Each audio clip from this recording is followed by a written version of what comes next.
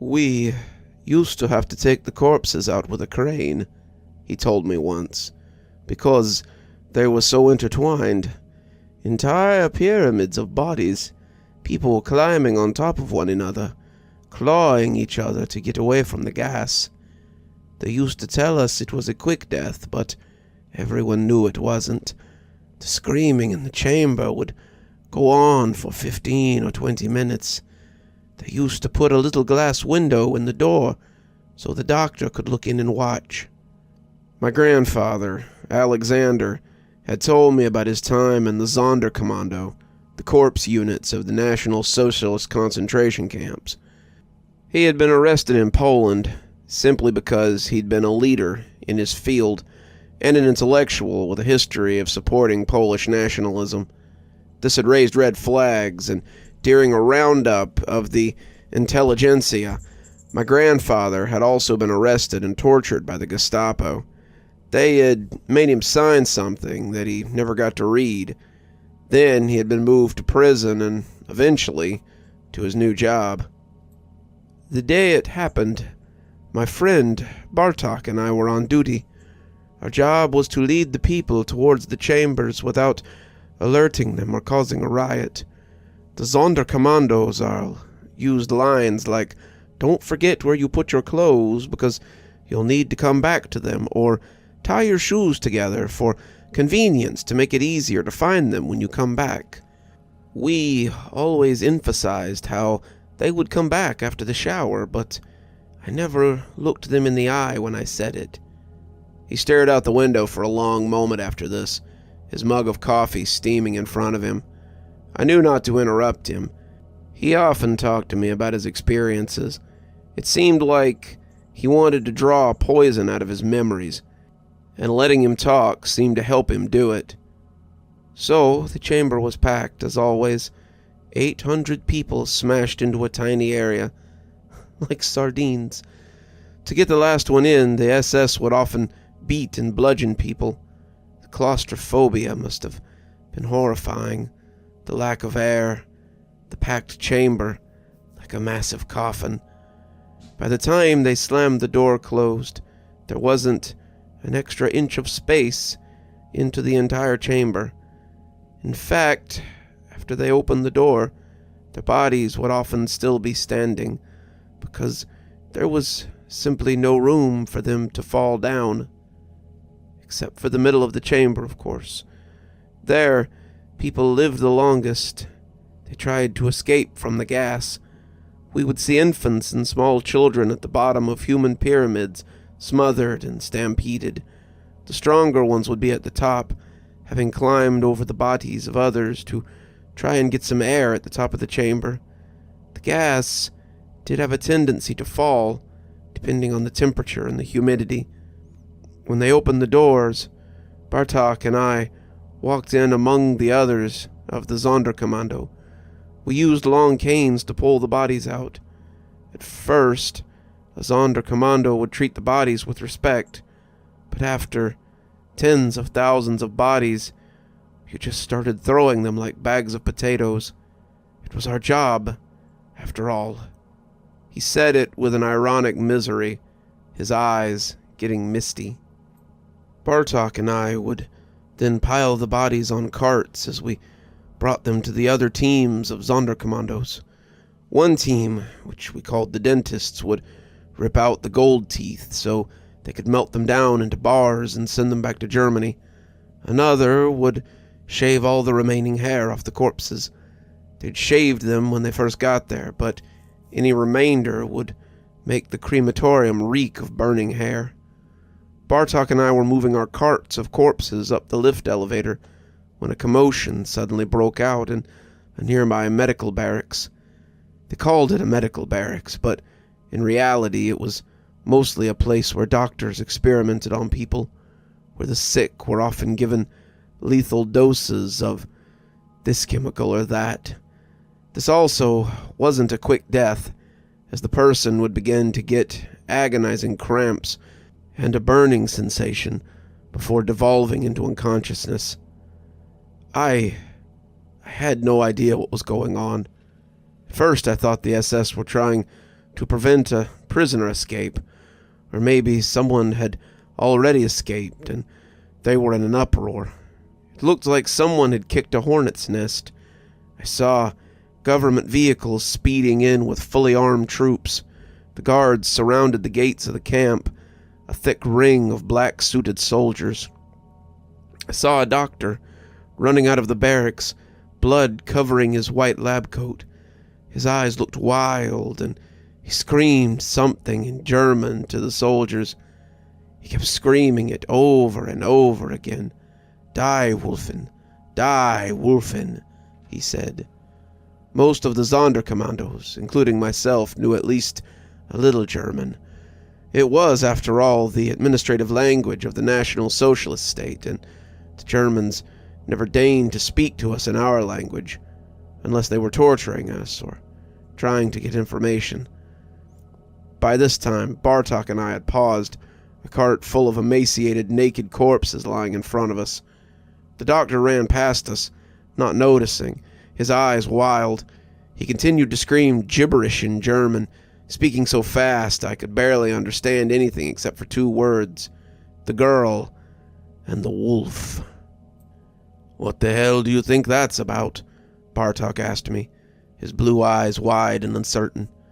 I just shook my head, feeling numb. I hadn't felt much of anything in months, to be honest. I had closed myself down emotionally, psychologically removing myself from the present. I saw much of this as if it were happening to someone else. In my mind, I think I was trying to protect myself. Even now, looking back, I feel like I'm telling someone else's story sometimes. A torrent of gunfire erupted from the medical barracks, and then a woman ran out. It was a nurse, and her face looked like a mask of gore. One eye hung limply from its socket, and her entire left cheek was hung down in ribbons, a flap of skin revealing the teeth behind, like some sort of grotesque half-smile. In her remaining eye, I saw mortal terror and fear. Seeing it coming from our captors loosened something inside me. Bartok felt the same way. We left our carts of dead and turned to run. At that moment, something tore its way out of the barracks. As I saw what it was, I began running with all the energy that my starving body could provide. It was a girl. At least, it had been. She looked no older than 12 or 13, and she wore a striped uniform, soaked in blood. Her arms and legs lengthened before my eyes, forming long claws that erupted from her fingers. Her mouth had formed into a strange rictus grin, with drops of blood falling from her sharpening teeth. Stringy black hair seemed to be growing from her head, and her eyes, they were turning yellow, with slitted demonic pupils gleaming in the center, emanating a bloodlust and fury that I'd never seen before. The SS guards and soldiers had streamed in from the front gate by this point, running at her and shouting orders. Automatic rifles began to fire, and Bartok grabbed my hand and pulled me down to the ground just in time. I heard bullets whizzing over my head, smashing into the crematorium chimney and the surrounding barracks.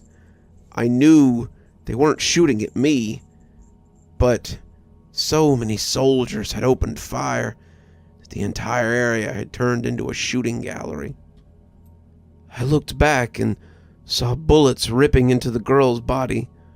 Gore blossomed from her chest, blood and flesh exploding out of exit wounds, covering the bare dirt around her.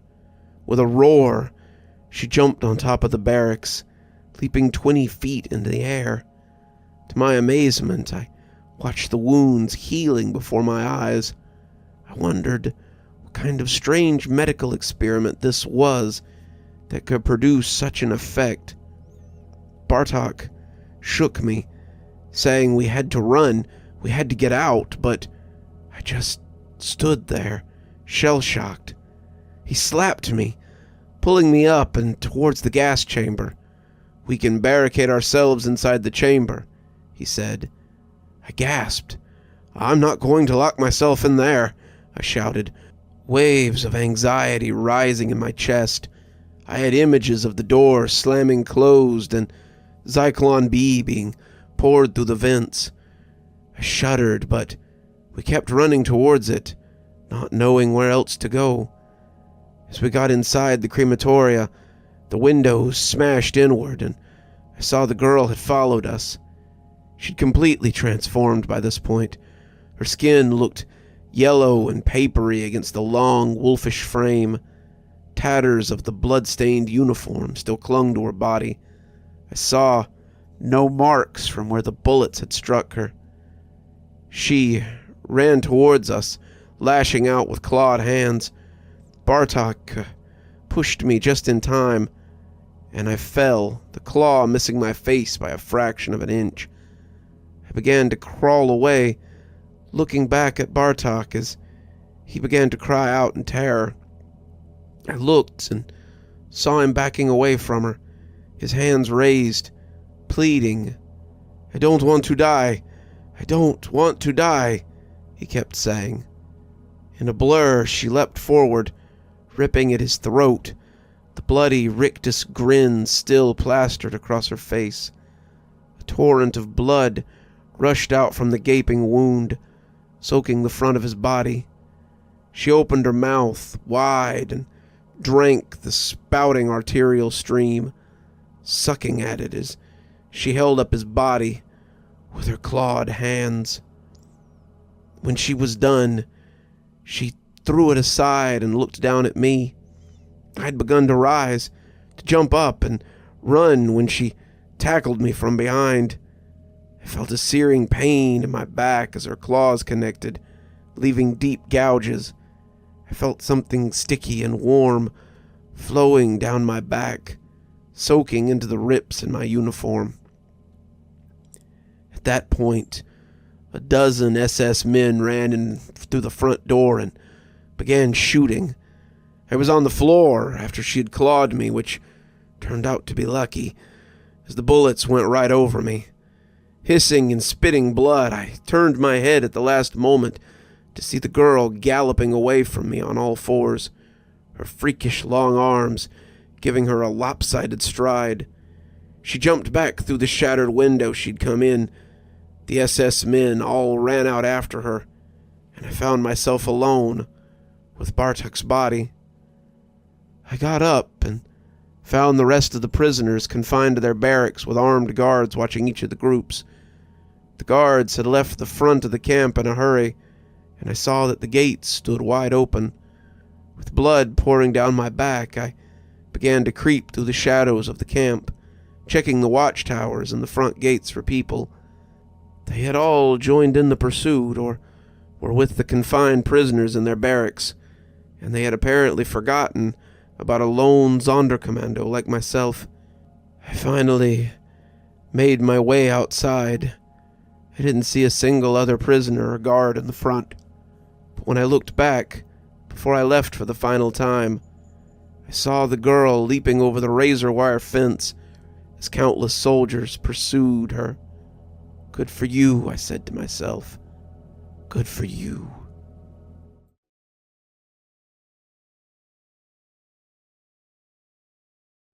I tried to sleep, but I remembered the black skies, the lightning too. It was all around me. I remembered each flash as time began to blur. Each flash had lit him up that evening, revealing to me the ravages of his face, of his pale, disheveled, decaying body, of the clothes which had ages and ages ago been white, torn now in several places, yellowing and covered in stains. I had shuddered at the sight, tempted to shut my eyes, his eyes too, as they glared and kept glaring at me, through me. Ma hadn't seen him, as always. She had in fact floated right past the rocking chair that had once been his favorite spot to read, but to me, he had never been more real. He had been in the chair that day as well. One doesn't simply abandon an old favorite, after all. hunched over with limbs bent in awkward ways and skin clinging onto bones for dear life. A grotesque, formless lump, a shadow. Yet he had been anything but quiet. The rumbling thunder had failed to drown out the sounds of his chattering teeth ringing in my ears. Had I imagined that look in his eyes? Had I imagined his raspy voice trying to call out my name? "Bordoisila is going home," Ma had whispered, standing by the kitchen window while smiling at the storm outside, at the trees flailing about in answer to the angry wind. I had known that name quite well, known just as well the havoc its owner was famous for wreaking wherever she went. Bordoisila, the newly married wind spirit, rushing through the towns and villages in her path, eagerly making her way back to her mother on her first trip home from her husband's house. That was the tale, told and retold for centuries within every house in Assam by wizened old mouths with tobacco-stained teeth, holding the attention of every child sitting there.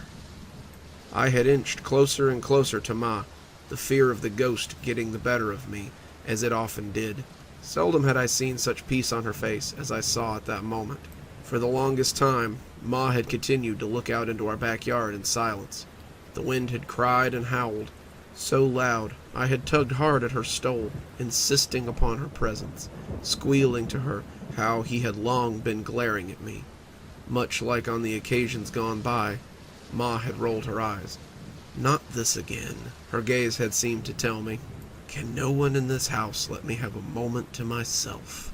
Barely turning, she had passed me the bowl soon after, half filled with flattened rice and mashed bananas and bread, along with a glass of water. "Give this to your grandfather. Go on," she said, before turning back to the window. I had no choice. Slowly, my trembling hands had taken the bowl up to him. I remember those skies very well. I remember them as a 10-year-old, when he, too, had at last traveled homeward one night. Death had come for my grandfather, almost begrudgingly, one would think, in his sleep, close to a year after that stormy April evening. Strangely enough, I remember them best now, when most other things are hard to remember. All the faces, the names, the numbers, when the grays and whites mingle in my matted hair as I lie in bed, every day dragging on longer than a year. I can feel my form shrinking to nothing. I can feel the wind outside growing stronger.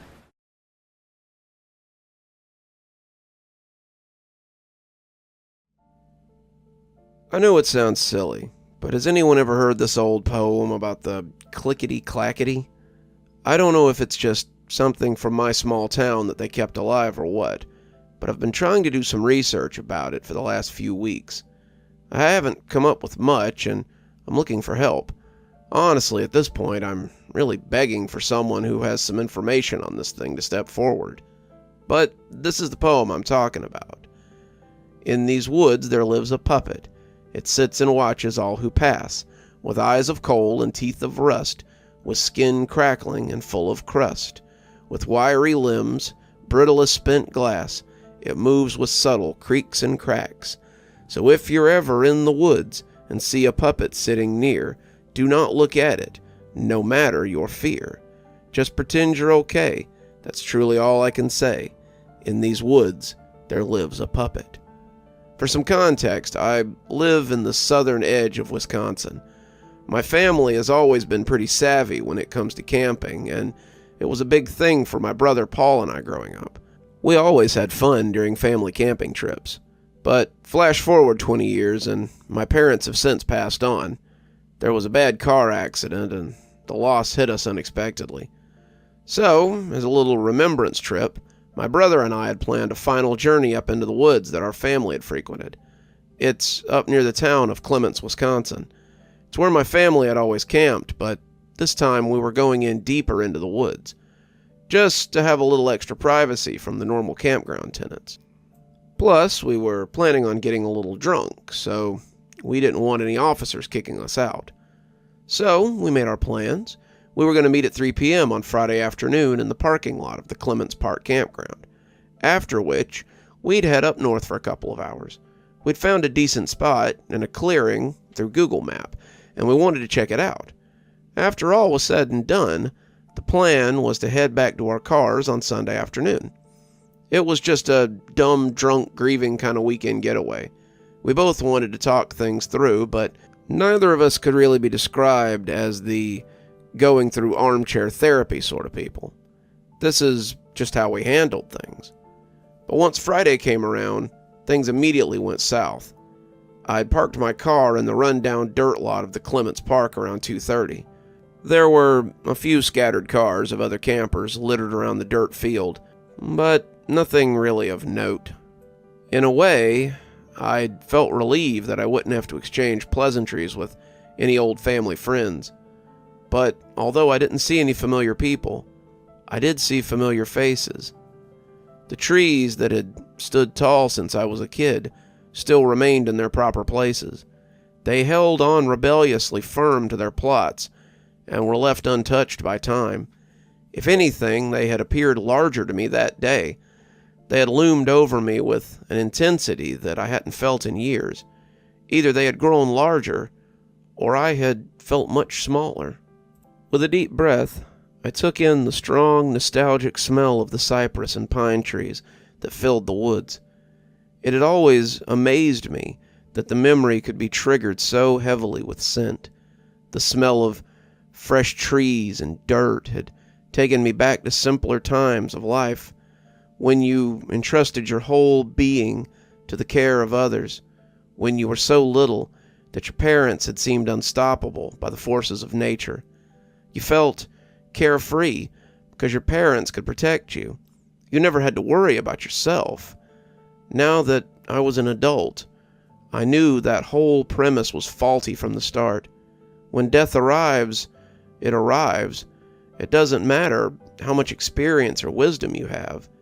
It has always, and will always, take what it wants. After a few minutes, I checked my phone and saw 2 unread text messages from Paul. He wrote that he was going to be a few hours late due to work, but told me to just go ahead without him. He said he'd meet me at the clearing sometime in the evening. I remember feeling disappointed in him. I know it wasn't his fault. He had a rough job, but this was supposed to be our time together. Our time to BS and get everything off our chest. I knew that at the end of the day, there was nothing I could do about it. I just thought, whatever, and kept moving about with our plans. I walked behind my rusted little Honda Civic and popped open the trunk.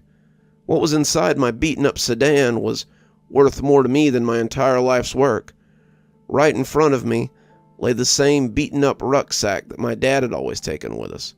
When he passed, my brother and I found all his camping gear still prepped and ready to go in the garage. At that point, we hadn't camped together for at least a decade. As a man, I held back tears as we found it. I think Paul had too. "Hey, Dad," I remembered saying as I picked up the heavy bag. "We're going on another trip together. Paul will be here soon."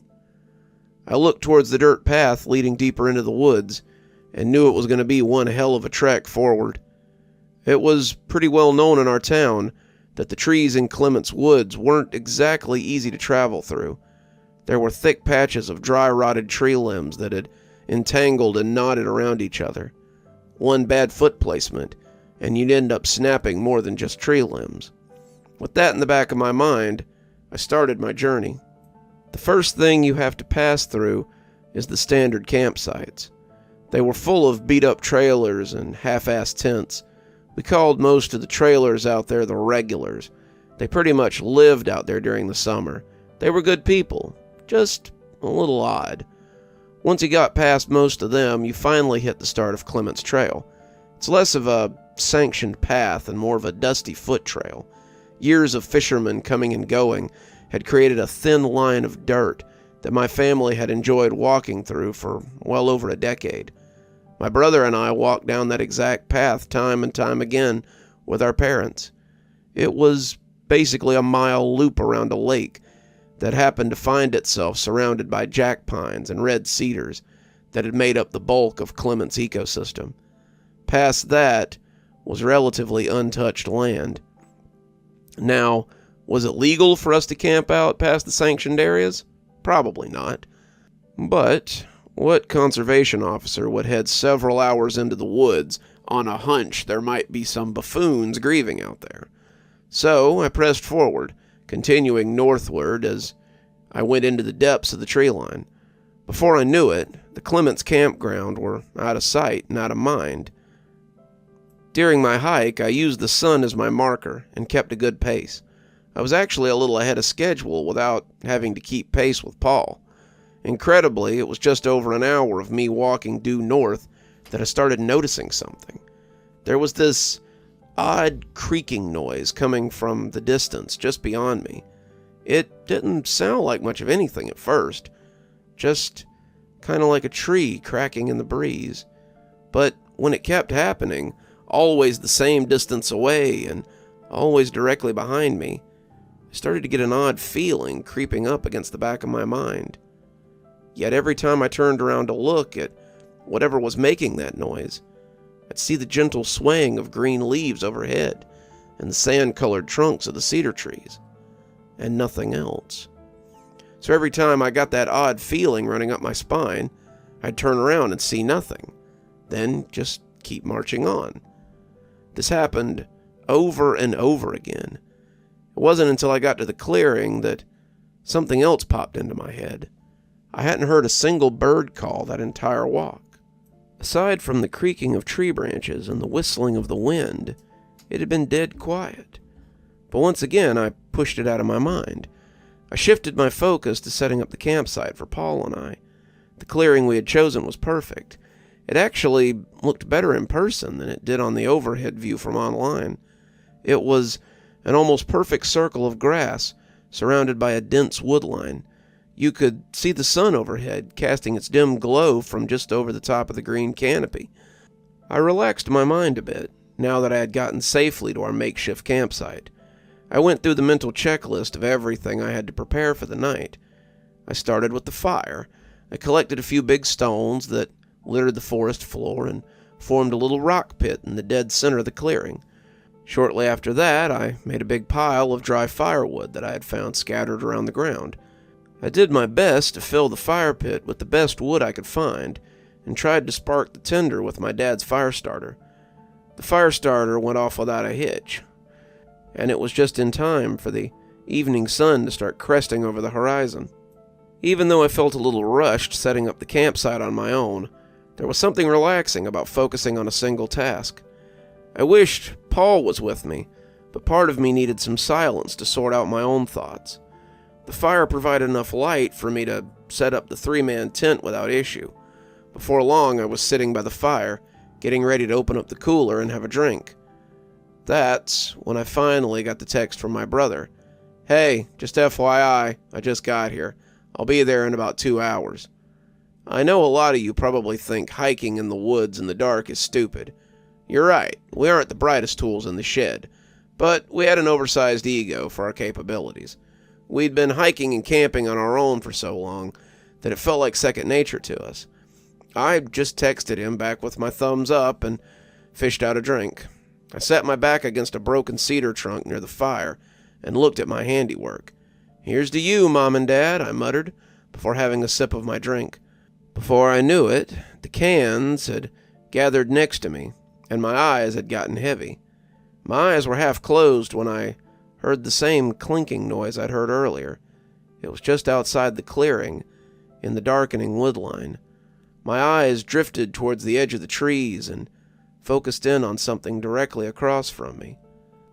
There in the darkness of the sunless forest was a vague shape of something.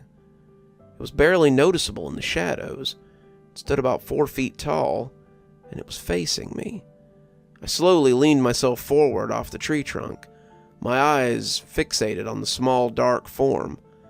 I was expecting it to turn and run away from me. It wouldn't have been the first time that I'd been spooked by a deer in the night. I thought to myself that any second now I'd hear the skittering of the deer hooves as they scampered back into the woods. But that's not what happened. As my eyes were focused on the little shape, it started to walk towards me. And by walk, I mean walk. Even with it being cast in shadow, I could tell that it had the frame of a small child. It was deathly thin and gaunt. It moved with a sense of weightlessness to it. The moment that it passed into the camp's clearing, the fire licked its face with light. Even through my drunken eyes, I could see what it was. It was the face of an old wooden marionette. I felt my heart lurch up in my throat. My body had instantly skipped the fight-or-flight response and went straight into freeze. I could no more lift a finger of my hand. All I could do was watch and examine the puppet's features. The wood was old and weathered, cracks and chips layering its pale skin.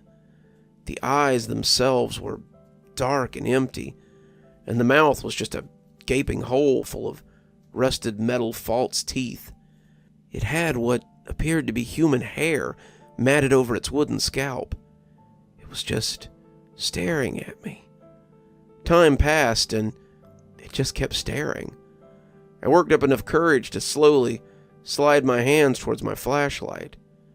I slowly aimed the bulb towards the thing at the edge of the camp and flipped the switch. Immediately, the puppet shot its hands up in the air and jittered its way towards me. Loud cracking and popping of aged wood filled the campsite. Its feet had glided its way over the forest floor as if it were floating, its knees bounding high up in the air with every mocking step. The clattering sound of wood on wood jangling in the empty void of darkness still haunts me. I dropped my flashlight and fell into the fetal position, completely curling up. My subconscious told me that I was already dead, and my body had totally given up in response. I counted the seconds in my head, waiting for whatever nightmare was about to befall me. But it didn't. I lay on the forest floor in a tight ball for God knows how many minutes. Eventually, I worked up the courage to take a glance at my tormentor. Through my fingers, I peered into my campsite, praying that the thing would be gone. But the puppet was still there. It was now halfway between the fire and me. The wind was blowing against its hardened skin, creaking its body ever so slightly with every gentle gust. Out of its mouth came a light clicking noise, almost like an infestation of woodworms, all calling out. What do I do?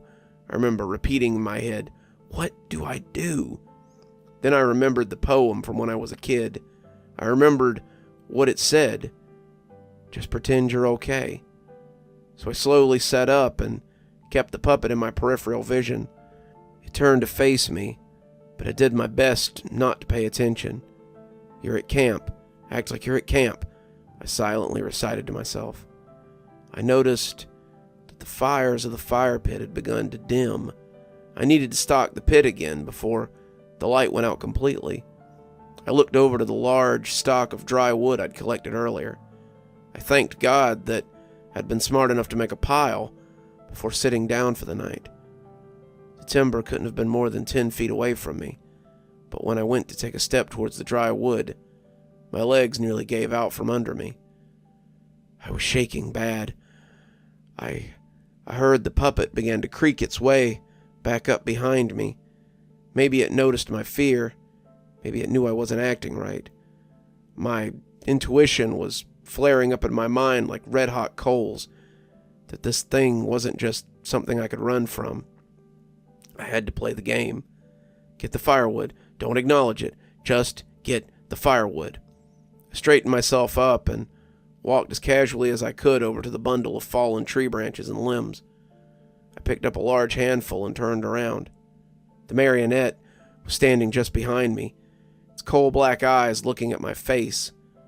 The clicking noise that was escaping its mouth sent a nearly uncontrollable fear through my body. But I pressed on.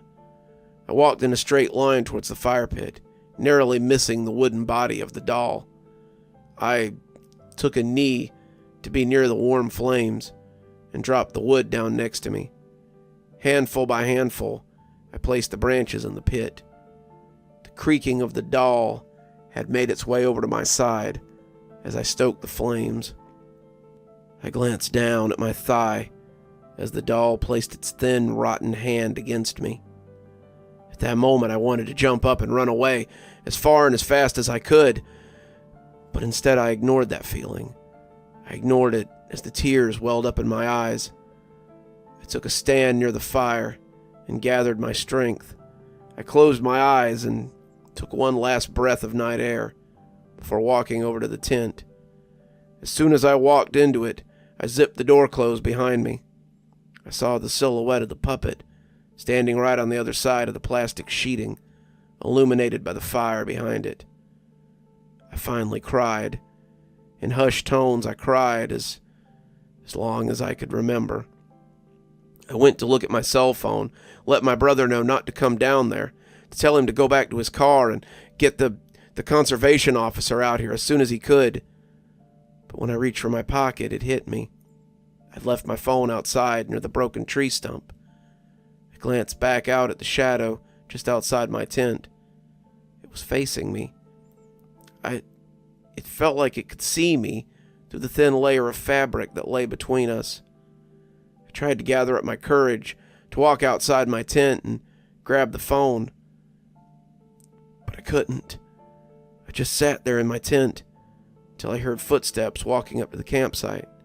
"Hey, Jules, you up?" I stayed silent as Paul called out to me. "Sorry I'm late, but..."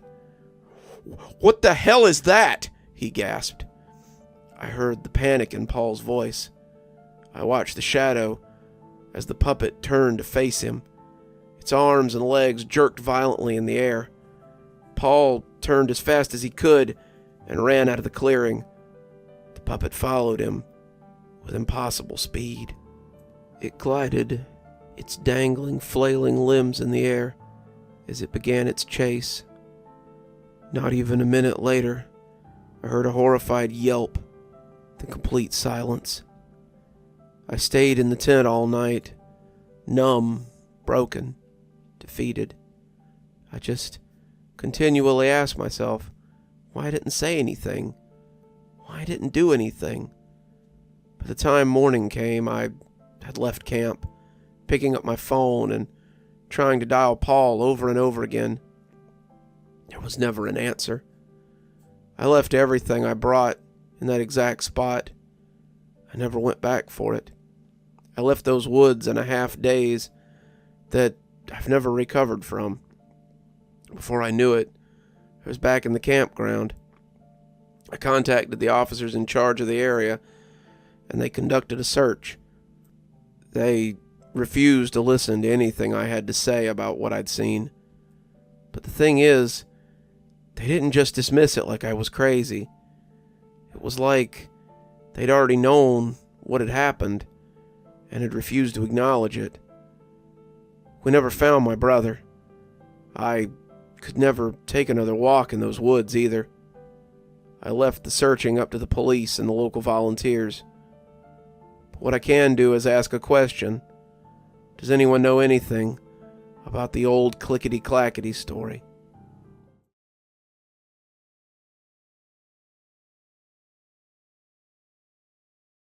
Have you ever met a serial killer? I think I did, and I'm relieved that I didn't know it at the time. I used to chat a lot on MSN Messenger when I was in college. I was a shy and kind of nerdy girl, so talking and flirting with random guys was much easier when it was online instead of in the real world. We used to have a lot of internet stores that you could go and pay a couple of bucks and use the computer a couple times a week.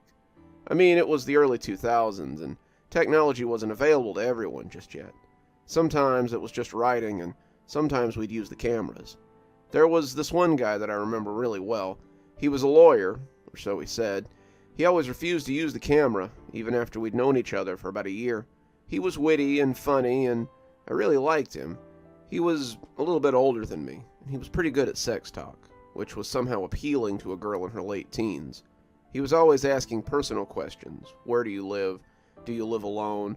Do you live with your family? Do you have a boyfriend? Can you travel alone? Of course, I always diluted the conversation and never gave him any information. Sometimes I would tell him a fake story, but then he would ask details and I would end up telling him that it was fake and laughing about it. You would think it would bother him, but it didn't. He would always laugh and say it was just my wild imagination. I think our virtual relationship lasted for about 3 years. Now that I'm thinking about it, it lasted until I graduated college. One time he came to town where I was living. I was in my senior year. He said it was for work and insisted that we meet up. I agreed and told him about a coffee place where I like to drink coffee. He declined and said he had to work all day and that he'd be available after 9 p.m. and proposed that we meet in the apartment where he was staying. I thought it was weird, but at the same time I was excited and eager to meet him in real life. I finally agreed and told myself I'll just pass by and say hello and that'll be that. We agreed to meet the following day. He sent me the address, and because I know the area, I knew I would find my way easily. Unfortunately, that day at university, we had to prepare for a conference, me and a group of friends. The meeting took us longer than I'd planned, so I sent a message to the guy telling him that I had an unexpected bit of work to finish and I couldn't make it. He never responded, and I never heard from him again. A few years passed, and I moved to another city where I was pursuing a PhD. One day, out of nowhere, I received a mail from this guy. It was just a regular mail, where he was asking how I was doing and what I'd been up to lately. Honestly, I was a little bit surprised. We exchanged a few emails after that, and he told me he'd be happy to meet up if I was able to make time for him. That made me laugh. I thought, well, maybe it's time to finally meet this guy. Where I was living happened to be an hour away from the city he was living in. After a few back and forths and some more emails, he gave me the address. The location struck me as odd, but I didn't really think about it at the time. It was a bit out of the way, in a city I had visited a few times before. It was a new neighborhood. I didn't even think people were living there yet. The way I was supposed to get to his house was a bit weird too. He said he would guide me on the phone and tell me how to get to his place. I took the train anyway, arriving at the station, and took a cab as I headed towards his neighborhood. I had to stop at an intersection and follow his instructions on the phone as he said. When the cab arrived at the intersection, the driver asked me if I was sure where I was going. I lied and told him this was the right area. I was surrounded by suburb villas, the kind with high walls and well-maintained front trees. It was a bit unnerving as I walked on the street where he said he lived. It was quiet. Too quiet. At the end of the street there was a dozen duplexes with well-maintained hedges instead of fences. The street was empty but for 2 cars that passed by before I took a turn into an alleyway.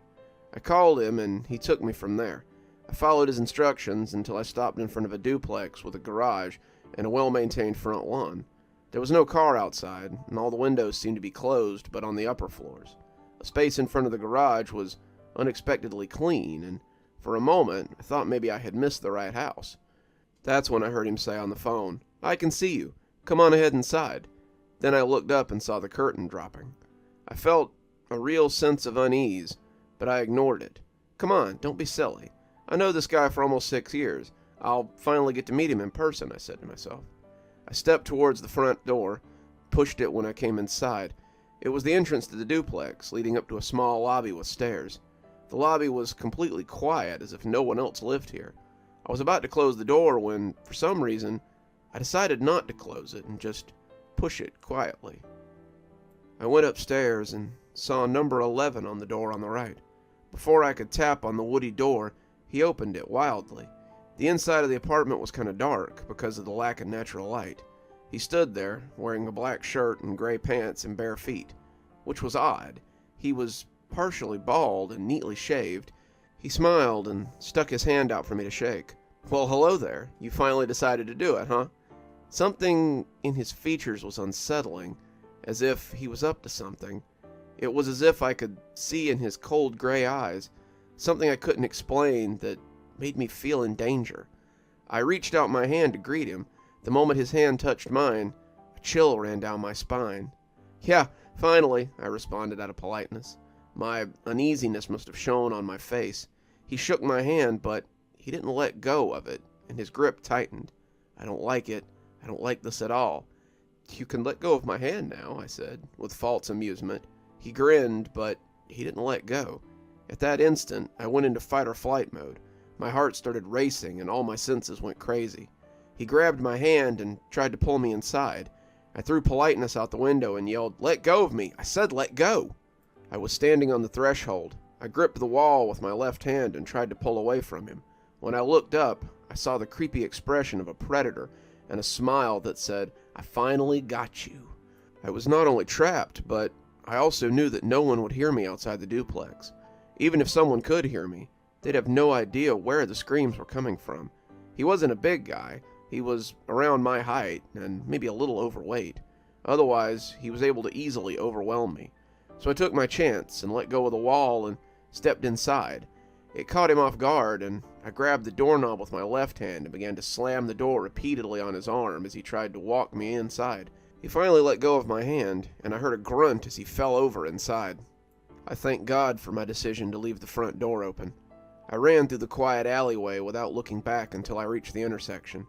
I looked behind me, but I saw no one, so I continued running. I couldn't find any cabs in the area, so I ran nearly 10 minutes before spotting a cab. While running after him, I yelled the taxi down and waved my hands. He must have seen me in his rearview mirror because he came to a complete stop. I dashed to the cab, shaking uncontrollably as I got inside. The driver gave me a wide look and was about to ask me a question when I blurted out, "To the train station. Please, hurry." He gave me a brief look before resuming the drive. I arrived at the station, purchased the ticket, and then boarded the first train to my hometown. I switched off my phone because I was afraid that he would call or message me. When I arrived, I went to the train station convenience store and pretended to look for something. I knew they'd have cameras there, so if he followed me, I'll be caught on camera. I spent nearly 10 minutes wandering between the aisles. Finally, I went up to the cashier and bought a bottle of water. On my way home, I took 2 cabs in opposite directions to confuse anyone that was following me. I didn't feel safe until I got home and shut the door. For a brief moment, I considered calling the police, but what would I say to them? He didn't do anything, I hadn't been harmed, and I'm an adult who understands what I was doing. I cursed my stupid lack of self-preservation. I told no one about this misadventure and vowed never to go through another dangerous situation like this again. I never heard from the guy after that, but it took several months for me to completely forget about the encounter and move on with my life. Until this morning, that is, when I was reading the newspaper and noticed a familiar face, a face I'd never forget. The photo was titled MSN Predator, the serial killer who lured his victims to his home and never let them leave. According to the article, all 24 victims were young women between the ages of 17 and 23, whom the killer met on Messenger. During the interrogation, the defendant stated that some of his victims had been chatting with him for more than 2 years, and only one girl had slipped between his fingers twice, as he put it, because she was somehow smarter than the others.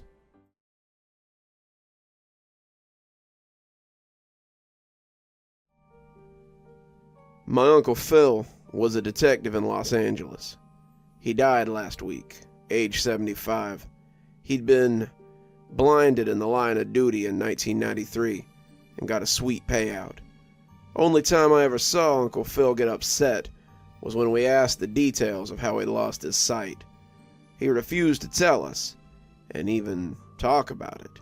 My mom and brother and I spent the weekend clearing out his house. Uncle Phil was a nice guy overall, but he was also something of a hoarder.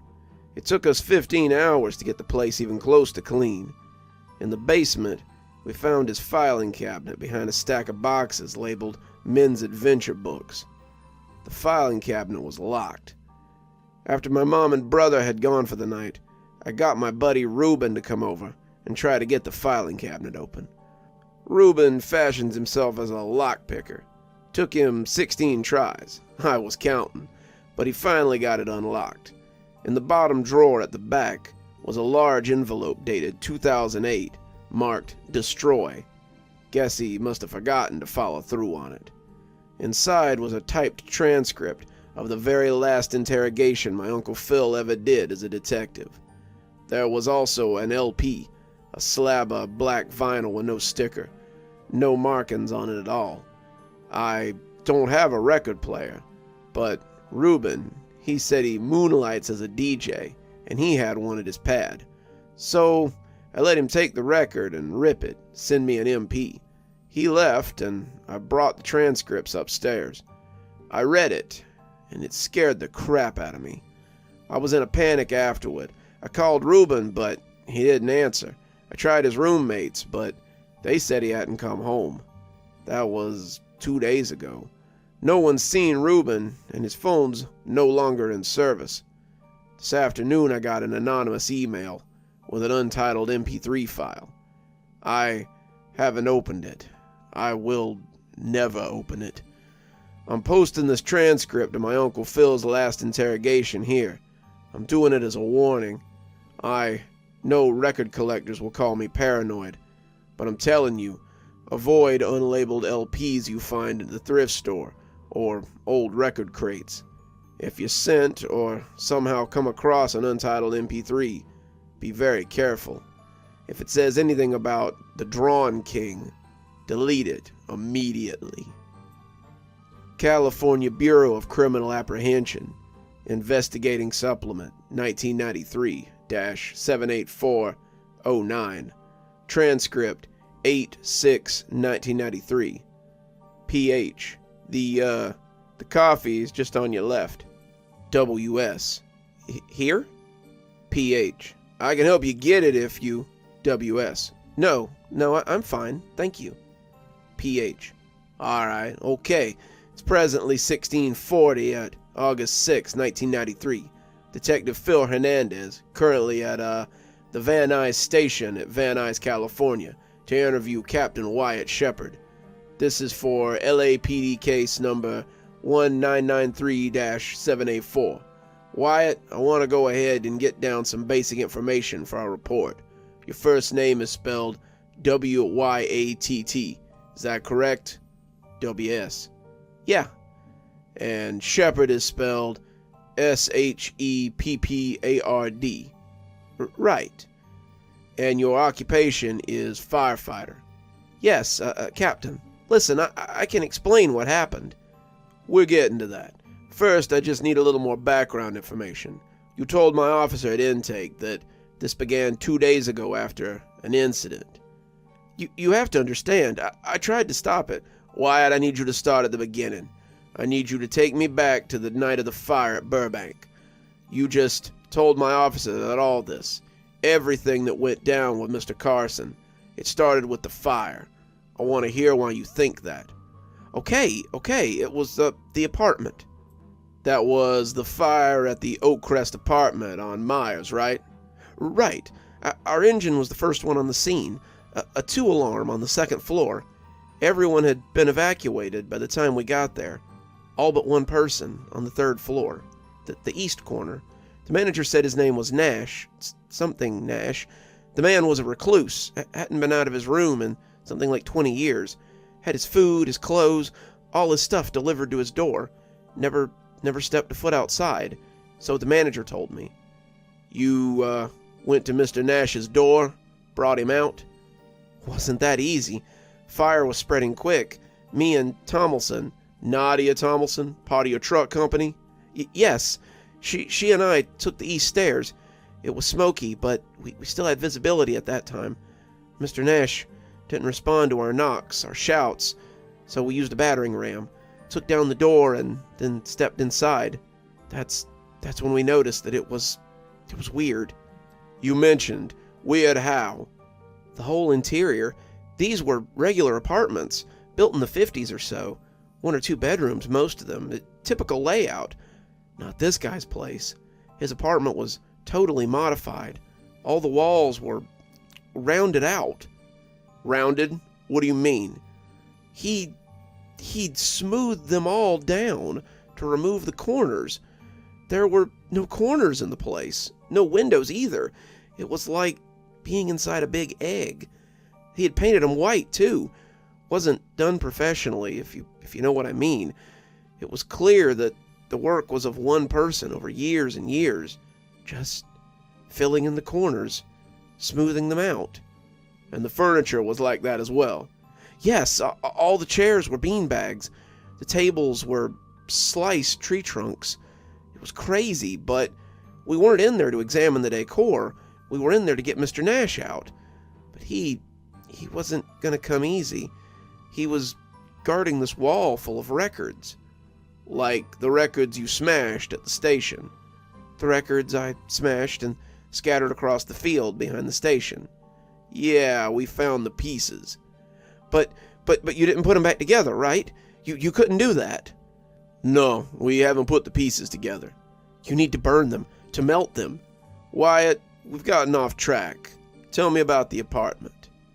Nash had tons of those records, easily 1,000, all stacked up, and he was holding one of them, sitting on his futon mattress and yelling this crazy stuff about how he couldn't leave, how if he left the apartment, he'd die. You gotta understand, the building was heating up. Smoke was filling the hallways. We had to get out, so we went to grab him, and that's when he pulled the revolver. He put it to his head, said he'd rather lose control over his own death. As me and Tomlinson were getting close, trying to calm him down, he pulled the trigger, and it didn't fire. It was an old firearm. I didn't get a good look at it. Maybe it was busted. Anyway, I was able to smack the gun out of his hand, and we got him up and out. That's when you lost him. I didn't. We didn't lose him. We got out into the hallway, and he was carrying on, acting crazy. The smoke was so bad. We had respirators on. Put one on him, too. Had the added benefit of keeping him quiet. We moved fast down the hall towards the stairs, but the flames were coming up, right up behind the floor, so we had to stop. This is right outside the apartment, 312. Yeah, somewhere near there, I guess. I wasn't looking. Okay, go on. So I have Mr. Nash back in the corner, right behind me. Tomlinson is radioing down, trying to get help, trying to help the guided crews. They've got the hoses hitting that part of the building, putting down those fires long enough for us to get back. Maybe it's been 2 minutes? Probably less. Nash is right behind me, holding one of those records and mumbling, all scared. He's terrified and pulling on my coat. I turn and look at him, tell him it's only been a few seconds. That's when he shouts something freaky. He says, "He's here." I asked Nash who he was talking about, because I was worried, you know? Did we miss somebody? But at the same time, I had to turn back to Tomlinson, because she was giving the signal that we can move forward. That's when I hear it. You said it was a whistle. Yeah, it was like a little lullaby. Just a few notes, sing-songy, the way you'd do to a baby. Someone else in the apartment building? No, it sounded further away than that. Like from outside, like above the apartment building. But that's just what I heard, a whistling, a tune. The thing is, fires are loud. That's what most people don't think about when they sound like tornadoes. Just this blasting industrial sound. But I could hear that whistle over the flames. It was crystal clear. And it was just the once. Yes, just the once. And this guy Nash, he screams like he's being murdered. The worst scream I've ever heard. He's behind me still, right? I haven't turned around or anything. But I've heard people screaming before, in fires, several times. Horrible sounds. It'll haunt you. When I tell you that, they say, "Oh, you must hate going to amusement parks." But that's not it. People screaming on roller coasters or... Right. But that's not the same sound. What I'm talking about is, actually, it's playgrounds. I can't go to regular parks. For me, it's hearing children scream, even if it's because they're playing, having fun. The pitch is high and piercing, and that's what someone dying in a fire sounds like. Broken glass, screaming as the superheated air hits the lining of the throat. Anyway, this was worse than that. To be honest, it sounded like Nash was being turned inside out. So of course I reacted. I spun around to him and he's gone. He's just gone. And the record he was holding is lying there next to a little pool of blood. That's it. Poof. And Mr. Nash couldn't have just snuck past you. How? I had him in a corner. My back pressed up against him. I would have felt him push past. Would have seen him going down the hall. No. He was just gone. Vanished. All right. You you can't find him, you get back outside. We looked. We looked everywhere, but the fire was growing and the other engine hadn't showed up yet. So we had to leave the building. I took the record and we exited. The next 3 hours we fought the fire. Didn't put it out until nearly 2 in the morning. The record was supposed to be handed to the officer on the scene. I know, but in the chaos, it ended up with us, in the engine and then back to the station. As soon as I noticed it, I called Stefan. Officer De Novo. Yes, he's a friend. We belong to the same gym. We know a couple of the same people. So when I saw I had the record, I called him. He said I should hang on to it and he'd swing by the station to grab it the next day. It wasn't like we considered the thing evidence, or right then it was just Nash that was missing. That record have a sleeve or a jacket or whatever? No, it was just a disc. Corners, right? A sleeve would have had corners. Your truck company consisted of 5 firefighters. You, Captain, Nadia Tomlinson, Lieutenant, Dave Carlson, driver, Jalen Ordelia, and Grace Zhang, firefighters. Yes, and they all saw the record. We looked it over together. Was there anything written on it, or... Yes, the label. It was printed. Like, this thing was pressed and legit. I don't know much about vinyl, but it didn't look homemade or anything. And what did the label say? It had some numbers, and then just this one phrase. Not like a song list or a band name or anything, just this one phrase printed on it. It said, "Play me, and I'll come to you." And did you? Yes, but we did. We put it on the turntable in the break room, and all of us sat around and listened to it for a few minutes. First 15 seconds were just tones, like electronic noises. And then there was, I don't know, like a field recording, like someone was outside with a microphone. There was wind and chimes and maybe trees rustling. Then footsteps, crunching on rocks and pebbles. Then a voice came on. It was Nash. You're saying he made the record? It was his voice for sure, but like a lot younger. I'm guessing it was recorded 20 years ago at least, maybe even longer. What was he saying? It's like a spell, near as I can describe it. It's him speaking English and chanting stuff. I can't recall all the words, but the phrases were a bunch of craziness.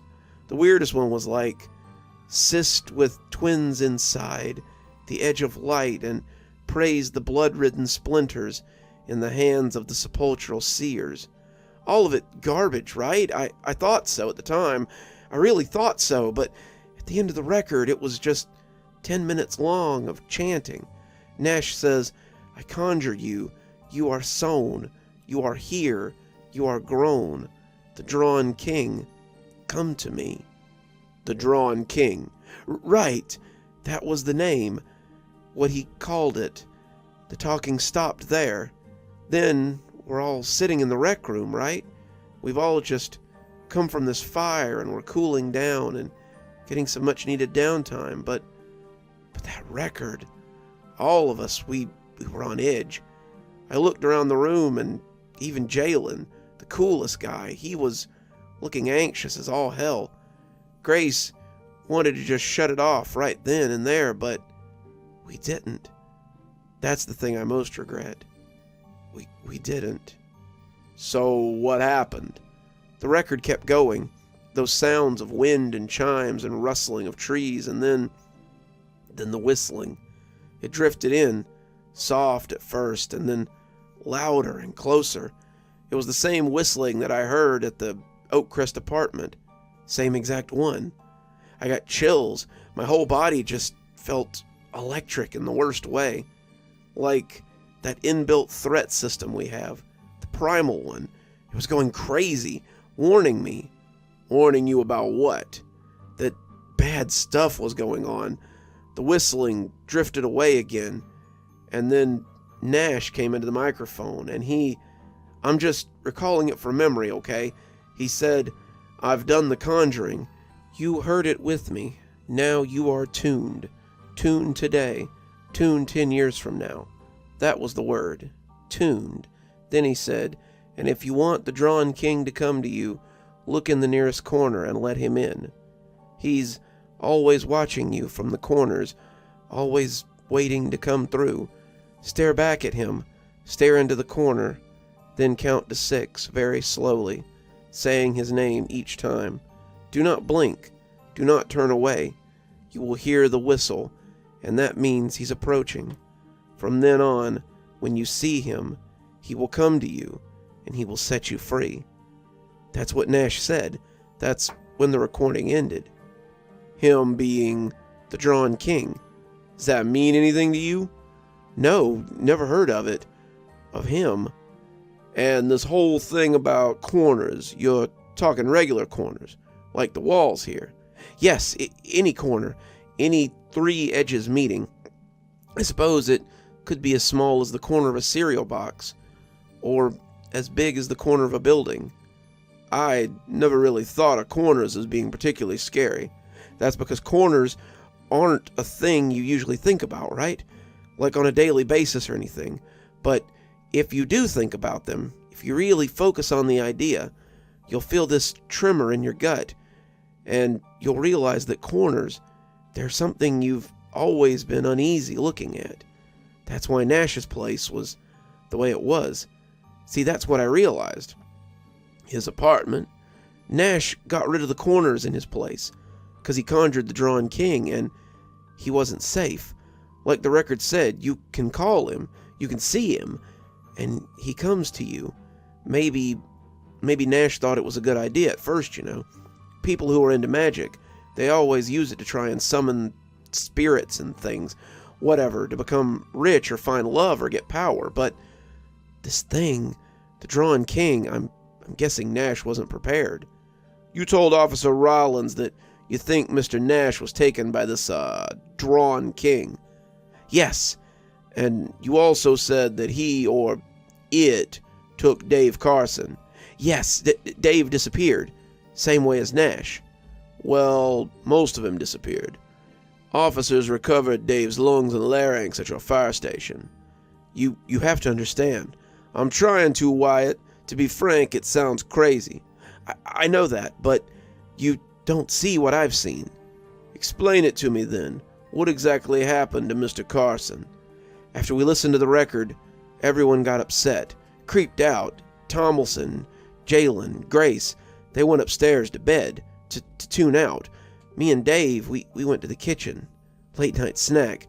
Dave used to whip up these meatball sandwiches that, Anyway, he was one of those tough city kids, kicked out of his house when he was in high school.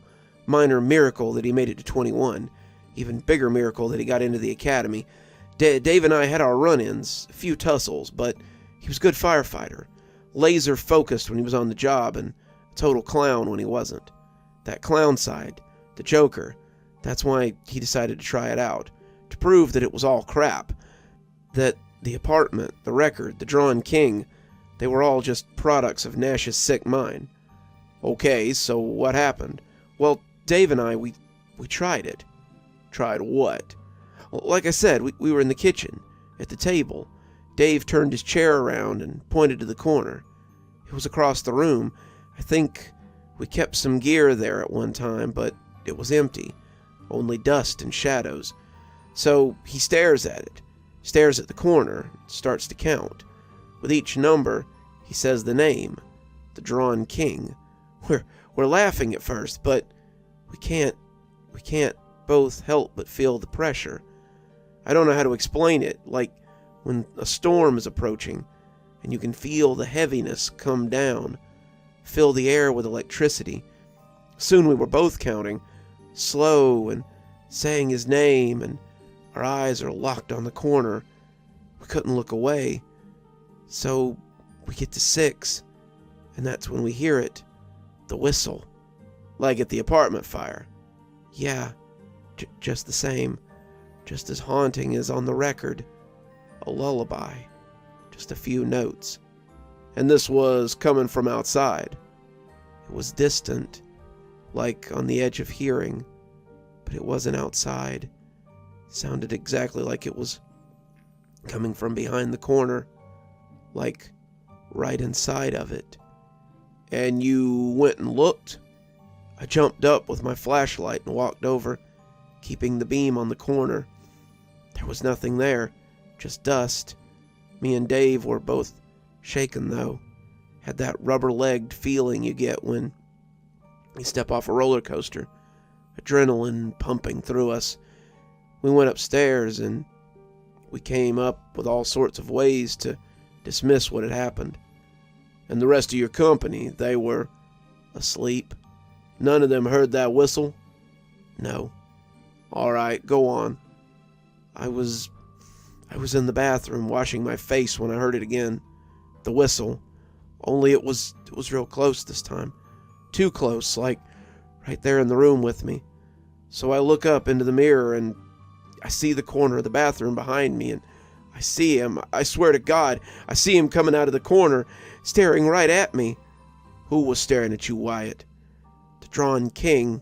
I just knew it was him. This was a person, maybe once, but something horrible had happened. He was on the floor, crouched down like an animal, peeking out from the corner at me. His face was all twisted. Twisted? Twisted how? A couple years ago, we were called to a food processing plant. Guy there, he fell into one of those industrial mixers, the kind with the massive stainless steel whisks. It pulled him like taffy. Taffy with bones in it, and that's what the Drawn King looked like. Only he was moving, alive, staring at me. I closed my eyes, and when I opened them, he was gone. That's when I heard something downstairs. And Dave Carson, was he upstairs with you still, or? He was in the bay, holding an axe and a flashlight, looking under the engines, all panicked and sweating. Dave nearly cut me in half when I came up on him. I'd said his name aloud, but he was too far gone. I asked him what he was doing, and he told me someone was after him, someone all bent and warped out of shape. I knew he'd caught a glimpse of him too. We searched the garage every inch, but we didn't find anything. Did you rouse the others, or? No. We were feeling foolish. Neither of us wanted to admit that we were seeing things, and the same things at that. I figured we were just exhausted, stressed out. We talked about it maybe being PTSD from the encounter with Nash, but Dave hadn't been inside the apartment. So we turned on all the lights in the kitchen and just sat there. Tried to stay calm. We had some tea. Dave said he thought it could be something he'd read about in a book when we were taking classes at the community college. Something called folie à deux. That's a mental condition, correct?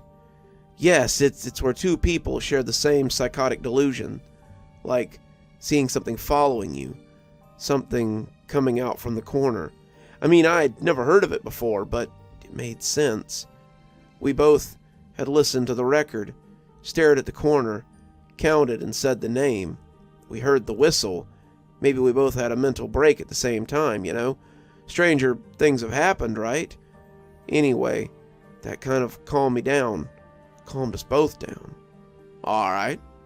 There was no way we were going back to sleep. Dawn was close. Lights were all on. And after a couple hours of quiet, of not seeing anything, we kind of felt stupid. Like kids who scare themselves telling ghost stories or trying to freak each other out. Nash, the record, it had all gotten under our skin. Dave wanted to smoke. He'd do it in the parking lot out back. This time, though, we kept the door open, just in case. I don't know if it was so we could keep an eye on each other, or for me to keep tabs on him. Again, our nerves had gotten fried. Our minds were getting the best of us. So Dave goes over to the door, pushes it open, and steps out. But he keeps his foot there, so, I can see him. It's dark out there, but there's a light in the lot, so it's not like... Anyway, he lights up a smoke, takes a couple drags, kind of laughs. I remember that. Then we hear it again. The whistle. Only this time, it's okay. Take a break. What'd you hear? The whistle. It wasn't like before. It wasn't off in the distance or above us or outside in the corner. It was loud, like thunder, enough to make us want to cover our ears, like an air raid siren, and Dave turned to look at me. And we both knew. My God, in that split second, we both knew, and I don't know how to describe it, but it was like our souls just shattered. He knew it was the end. His eyes locked onto me, and take your time. He screamed. Dave screamed the same as Nash, the same as someone being burned alive. As he screamed, his eyes just boring holes into mine, his pain and fear, and he turned to look outside at the corner of the station, and as the Drawn King grabbed him, he dragged Dave inside on his belly. Dave's nails grinded desperately against the asphalt. The door slammed shut. You saw this. Yes, I saw the Drawn King's arm, his hands. Those fingers were too long, too sharp. He had Dave by the back, and there was blood spraying everywhere. And I ran out there after him, yelling his name, and I kicked open the door, and there was his cigarette, still lit, still smoking, and there was a big puddle of thick blood and body parts, pieces. No sign of the rest of Dave Carson. No sign. I swear to God, he was gone, and this Drawn King took him. I know how it sounds, okay? I do. But you didn't wake the others or call the cops, right? You did something else. Yes, I went back inside, into the kitchen. The record that Nash had made, it was sitting there on the counter, and I smashed it. Then as the sun was coming up, I threw the pieces into the field. That's when I realized that Nash, he'd defeated the Drawn King by rounding off all the corners in his apartment, right? It kept him safe for decades. I couldn't do that. How was I going to do that? So I realized there was another way. You cut your eyes out. With a potato peeler. I suppose a knife or a pin would have been easier. Why did you do that, Wyatt? It was the thing I remembered Nash saying on the record. I guess maybe he didn't think of it, or he didn't have the guts to go through with it. Me, I didn't want to be trapped like a zoo animal the way he was, so I figured I'd do the other thing. If I can't see the Drawn King, then he can't come to me. I'm pretty sure my 5-year-old nephew thinks the same way. Obviously it worked. I'm here, aren't I? Yeah, you're here. It's a good thing those records burned, that I smashed up the very last one. Dave Carson's dead, Wyatt. Torn to pieces, basically, and you're the last person seen him. I should remind you that according to your company, Nadia Tomlinson, Grace Zhang, when they came downstairs at the fire station, they found quite a scene. Your eyeballs on the kitchen counter, Dave Carson missing, big puddle of blood, you babbling about things coming out of the corners. That's a bad look. Miss Tomlinson, she says you were acting strange after the fire, after listening to the record, and as you said, you and Dave had run-ins before. I didn't kill him. Your fingerprints were on Dave Tomlinson's windpipe. His blood was also all over your hands. I told you that's how I found him. You're gonna be charged with Mr. Carson's murder, Wyatt. Well, I won't be convicted. I didn't do it. I'll prove it in court. We got a lot of evidence to the contrary. And besides, I've heard the record. What? Sit down. Now listen to me. In the basement of the Oakcrest apartment, there's a storage room that survived the fire. And the water. We did a thorough investigation and found 2 boxes of Nash's records. I listened to one of them last night. Your description is very accurate. In fact, I got the record here on the table in front of you. So you know. It's just a creepy novelty record is all. A joke. The contents of the box, the other records, we dropped them off at a donation center. Please! I don't want this to... Do what, Wyatt? Confess to killing Mr. Carlson? No. Wyatt, you're kidding me, right? You think that if I look at the corner right now, if I, what? Count to 6 and say the Drawn King over and over again, that he'll appear like Mephistopheles. Please, I'm begging you. You heard the record. I'm gonna prove to you that the Drawn King don't exist, that you've been tainted by that record, by your own mental illness, your deep-seated hatred for Mr. Carson. Don't. For the record, no pun intended, I'm turning on the record to my left, on the floor. It's empty, maybe a dust bunny or two. Certainly nothing scary or twisted there. And I'm staring at the corner. Here we go. 1, the Drawn King. 2, the Drawn King. 3, don't do this, detective, please. 3, the Drawn King. 4, the Drawn King. 5, the Drawn King. I'm begging you. I'm begging you. 6, the Drawn King. And now, how long, Wyatt? No. I don't hear nothing. No whistle, no creepy noises at all. And I'm looking and nope, there's no person hiding in the corner. Guess I was right about the dust bunnies. Note, an audible whistle is heard on the tape recorder. It is of medium volume, melodic. Oh, God. Don't mess with me, Wyatt. You heard it. You heard it. He's coming. I'll be back in a few minutes. You stay seated and... Jesus! What is... You see him. I know you see him. What is... No. Use your pen. Use your pen. There's a garbled scream, believed to be from Detective Hernandez. Tape cuts out then.